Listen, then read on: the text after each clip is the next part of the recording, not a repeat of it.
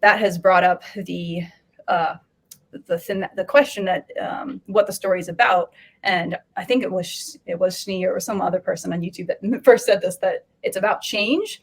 And I'm wondering if you guys agree with this, because I do. I wrote one of my notes is I think Vi's sacred fire is change, and I think change by force, specifically violent change, not passive change. I think that's part of Vi's sacred fire.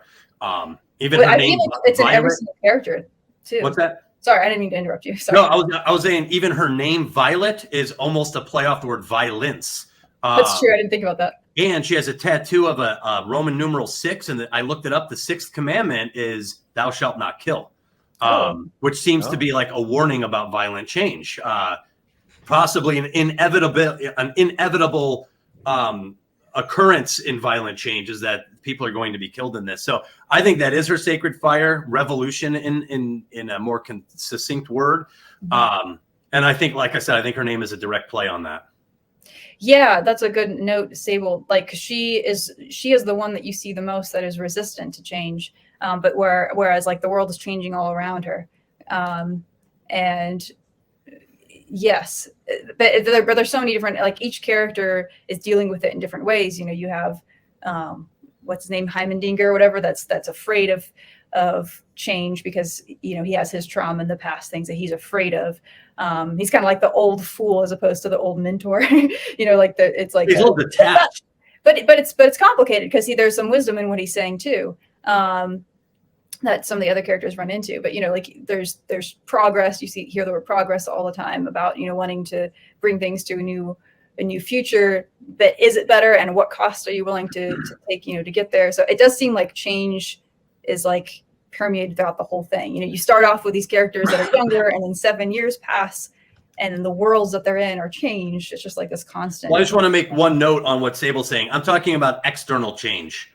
Violet is a catalyst for external change, and I have a feeling we're going to see a lot more of that in season 2.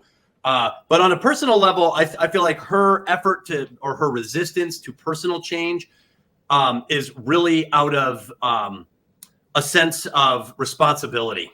I have a sense that she's trying to keep things at a certain level, the same way Vander did. He became kind of a pacifist by the time we meet him in episode 1, trying same thing. On a responsible level, trying to prevent violent outbreaks or disruption to the system.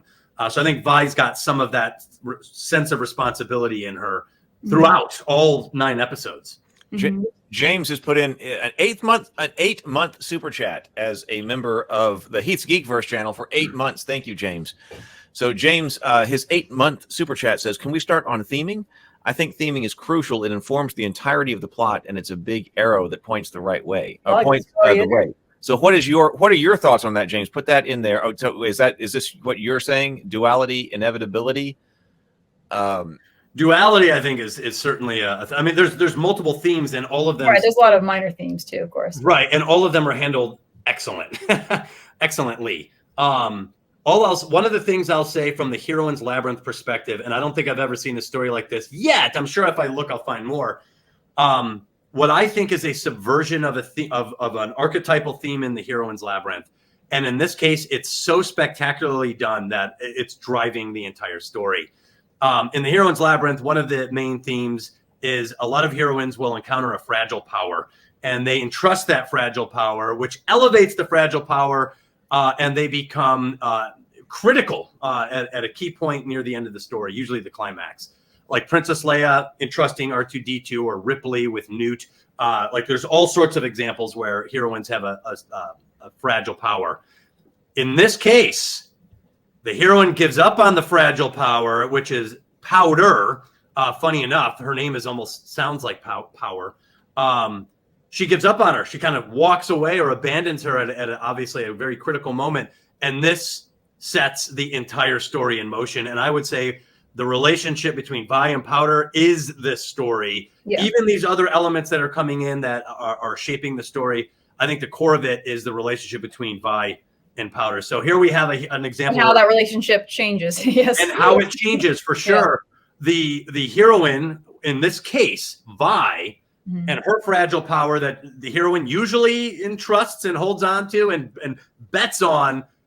Vi doesn't do that in this, and it changes the course of events in this entire world. She gives up on what happens if you don't embrace the fragile power? When the heroine rejects the fragile power. Rejection. And that's what happens here. And it is, you see the power when the archetype is broken or subverted like that. It's done. The pieces don't go together, and the characters can't get over it. The characters don't ever really get over this, and are still trying to solve it near the end. Even in the final shot, that was not democratically agreed on by the sisters. What Powder or Jinx ends up doing at that time.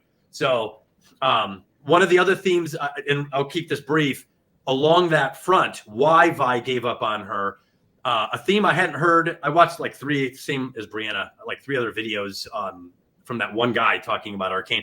I hadn't heard him talk about this, but Powder, her sacred fire seems to be the love of her sister, which is destroyed in this show. And it's tough to watch in almost every scene that she's dealing with it. That seems to be her sacred fire because it seems to be the thing she cares about the most. And what's interesting is that she expresses herself in randomness. And I would love to discuss this further, maybe not right this minute, but her expression of randomness is so consistent as Powder. And then the light side, which is mistakes, misfires, accidents, misfortune, is Powder. And I even think her name Powder, I think of like gunpowder or a powder keg. A powder keg, yeah. That's the thing that could blow up. So instead of the fragile power rising to save the day in the end of the story, this fragile power explodes, which is also a form of chaos and randomness, which Jinx and Powder both exemplify the light side of randomness and the dark side of randomness. James, for $10, thank you very much for the $10 super chat, James. James says, the show asks all characters, who are you willing to sacrifice? Who are you willing to sacrifice for what you want? Except for Vi, who reverses it to, what are you willing to sacrifice for who you want? Oh, let's talk about that. Oh, yeah, man. interesting. It does seem like a lot of the other characters are, what would you say, have impersonal goals or impersonal ambitions. I shouldn't say impersonal, but not relationship goals. They seem to be worldly goals, whereas Vi is very clearly a person. She, in a couple areas, her goals seem to be relationship based. Kate is another one. It's the two different girls, her sister and then the love interest, that are both like at odds. And she doesn't want them to be at odds. She wants to be able to have both of the things, both of the people that she wants in her life. And yeah, that's interesting. I don't have anything else to say. I don't know why I started any sentence. Well, I was going to say, so the who, but I'll have to think more about the Vi. But thinking about episode 1, but on that main question, that really is asked. That is something that Vander is talking to Vi about in episode 1, at least, it seemed to me, because that's the one that I've watched twice, because he's definitely saying, like, who are you willing to sacrifice for what you want?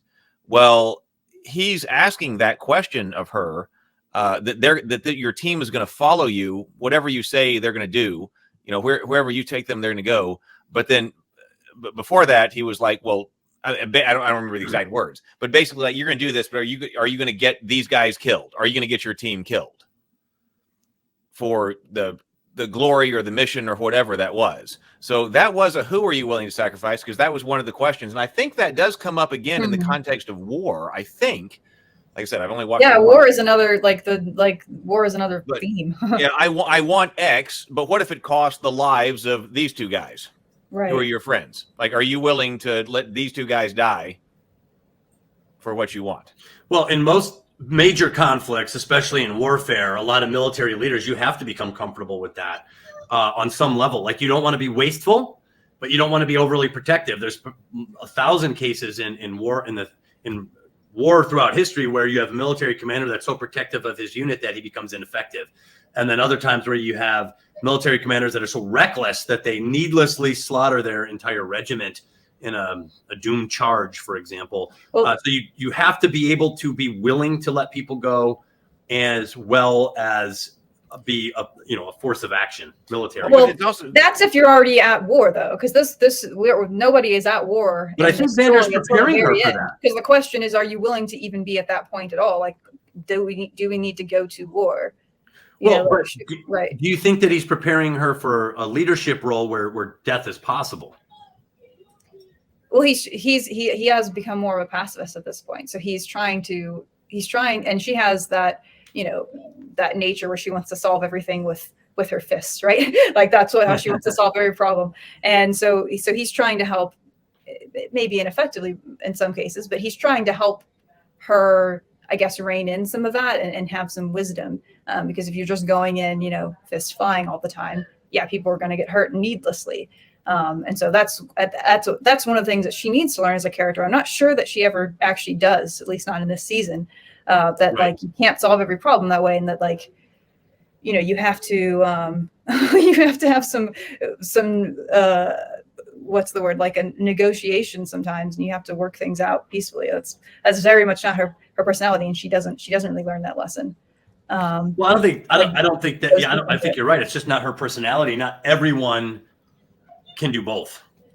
That's actually a tough. Oh, I think if you're a healthy person, you should be able to do both. I don't know if I agree with that. Beat somebody up and then negotiate after. Try not to beat them up in the first place. Well, no. What I'm saying is, I think most people have that skill, but a lot of people are not quick to physical confrontation, especially in modern society. We've almost labeled that toxic. So to have someone who is willing to go into physical, like a physical fight like that, boom, let's go, let's do this, let's solve this now, and have the ability to be diplomatic. I think those two qualities are rare in a single person. That's why some of the best generals are so rare, because they can do